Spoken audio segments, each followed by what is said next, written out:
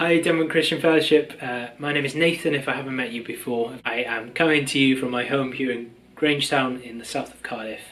But before that, myself and my wife Chloe were a big part of Dunban Christian Fellowship. I say big part because we just loved being part of Dunban. It's a real joy to be able to encourage you, hopefully, this day.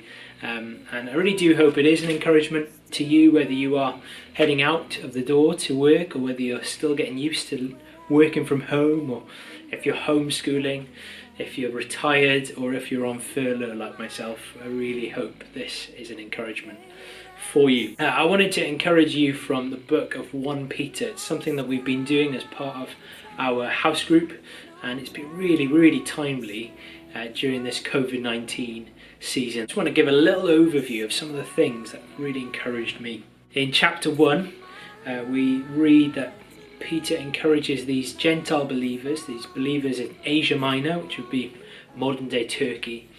He encourages them to remember that they have a living hope, something imperishable that will never spoil or fade in a world full of the perishable. How important that was for us to hear that early on in this crisis.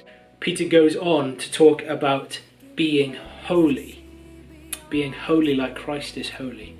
How again that was important when we look around at our world and we look on our social media platforms, and so many people are saying so many things. How do we live differently?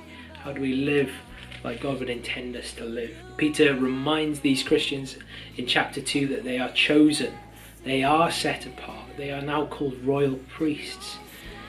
We've been saved for something, to live differently in a world that conforms to the pattern of things, to the pattern of sin. It's really great, this book, because Peter helpfully not only leaves us in the world of theory, but helps us practically to live this out. He talks about how we as citizens of a country react to the governing authorities, how we as husbands and wives react to one another, how we react, perhaps we can think of it like how we react to those we've been in lockdown with. This is a really helpful instructional book, and we've really enjoyed it because all the way through Peter is encouraging these people who are experiencing some suffering, some pressure, and wonderfully we're able to see that in our own lives, and we have genuine, real answers and hope in the book of 1 Peter. What I've really enjoyed as an overview of the whole book is the phrase be alert and sober-minded. Peter uses it many times, and be alert and sober-minded makes me think that, gosh, I always think that I know better, don't I? And that phrase, be alert and sober-minded, reminds me that actually I'm a lot worse than I can ever imagine. But there's hope because I have a Saviour who is so much better than I could ever comprehend. We head into the final chapter, into chapter 5, and we're encouraged to live in humility. We're encouraged to live as people who are humble, not proud. And we see this verse, cast all your anxiety on him because he cares for you.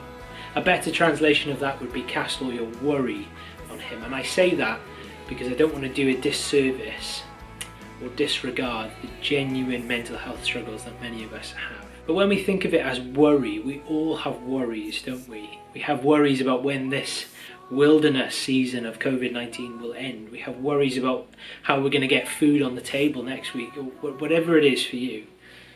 Cast it on him because he cares for you. Worry is a sign that we haven't let go. And I want to encourage you today, in whatever you're doing, to let go, to leave it to the Lord. Cast all your worry on him because he cares for you.